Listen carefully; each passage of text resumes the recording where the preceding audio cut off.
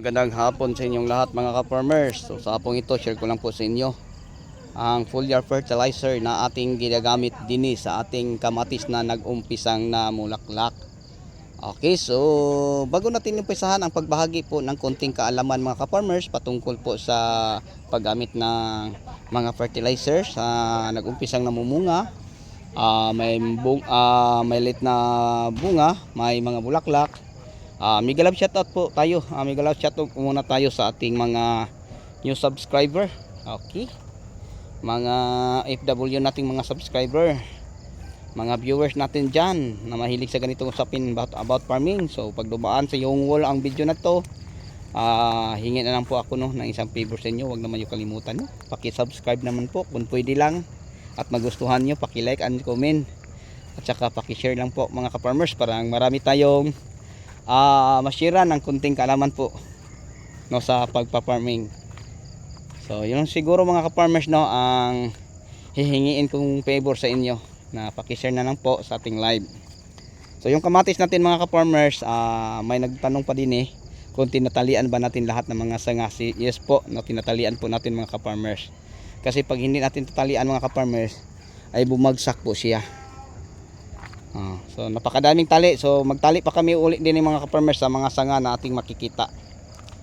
Okay, so ngayon mga ka-farmers, mega love shout out po sa ating mga audience, mga YouTuber ng mga ka-farmers.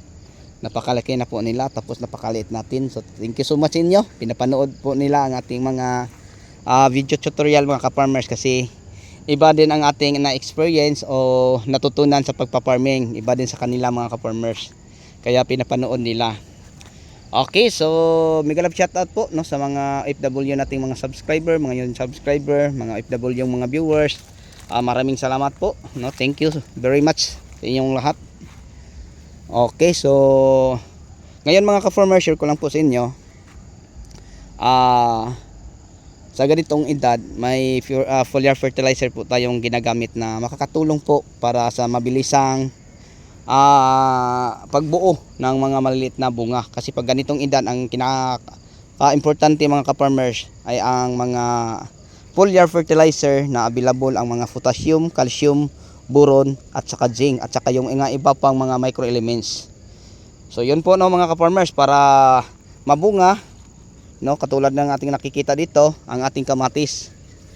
Okay, so kita natin mga ka-farmers para sa pagpatuloy sa mga usbong na magdadalang bulak, para sa pagpatuloy na pagdevelop sa mga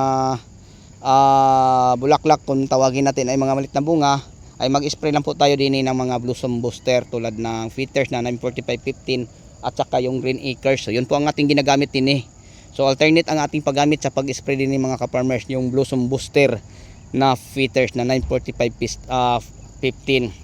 So available ang mga major elements, kanya nutrients, pati ang micro elements. So galing po siya mga ka-farmers sa Utayo USA, yung foliar na yon. So yung pangalawa natin din foliar mga ka-farmers, yung Green Acres. Yun po ang pinaka marami nating naubos din kasi yun po ang ating maintenance. Alam nyo ba kung bakit mga ka-farmers? Kasi ang Green Acres foliar fertilizer ay pwede po din siya sa bagong tanim. Pwede din siya sa ganitong edad, pwede din siya hanggang mamatay ang tanim mo. So yun po ang kagandahan sa Green Acres mga ka-farmers, na all round season pwede po siya nating gamitin.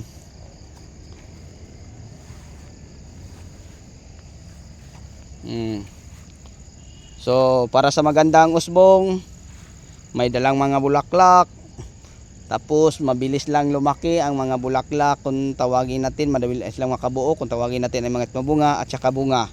So yun na po ang foliar na may share ko po sa inyo at may bahagi sa ating kwentuhan sa hapong ito. So kahit saan tayo lumingon mga ka-farmers na mga linya sa ating kamatis, ganito din kaganda ang ating makikita. Yan, papuntang dulo, papunta dyan. So tingnan nyo. So napakaganda at napakadami pang bulaklak, tapos napakadami ding mga maliit na bunga. So hindi pa lang natin to siya mapapansin kasi ganyan pa lang kalaki Yan, hanggang ilalim mga ka-farmers, yung pinakauna. Sorry, buntik na laglag ang sifi. So yun po na mga ka-farmers. So ang tamang dosage po sa paggamit po ng ating foliar na ini-spray din pag filters mga ka-farmers, kalahating kilo sa isang drum. Pero pag knapsack sprayer naman, mas maganda na alam natin mga ka-farmers, 40 to 60 ml lang po. So 40 mga ka-farmers, halimbawa kung nag-umpisa pa lang ng mulaklak, pero pag may maliit na bunga pwede 50, pag marami ng bunga 60, yun ang pinaka maximum. So sa green acres naman mga ka-farmers, ganun din, 40 to 60 ml ang dosage natin sa pag-spray. Pero dahil wala siyang overdose, ang ginagawa ko din mga ka-farmers, isang nasprack sprayer, ay naglagay po tayo ng isang sardinas na green acres. So ganyan kadami atong nilagay, no? Kasi mura lang po ang green acres foliar fertilizer natin ginagamit. Kaya nga naglagay tayo ng tag isang sardinas din So kung gusto kang maging ganito mga ka-farmers, ang mga pananim mo, pwede nyo gayahin ang mga foliar fertilizer natin ginagamit. Ayan. So yon, masanga, mabulak, mabunga, at saka mga ka-farmers, pag iikutin natin, nakakatanggal po ng stress. Kasi nag-umpisa na po itong may mga bunga na. Hindi lang natin makikita kasi napaka daming dahon, pero pag tingnan natin si lalim mo, ganyan mga ka-farmers ang ating makikita pag hihimayin natin ang mga dahon. Yan o. Grabe mga ka-farmers. So yun ang ating mga makikitang mga bunga. Napakadami, papuntang dulo. Okay, so bago tayo magtapos, may galap shoutout po uli sa ating mga viewers from Luzon, Visayas at Mindanao, pati sa abroad at sa ibang bansa. So sa inyong lahat at sa inyong walang sawang suporta, maraming salamat po. So yun lang po ang may share ko po sa inyo ha.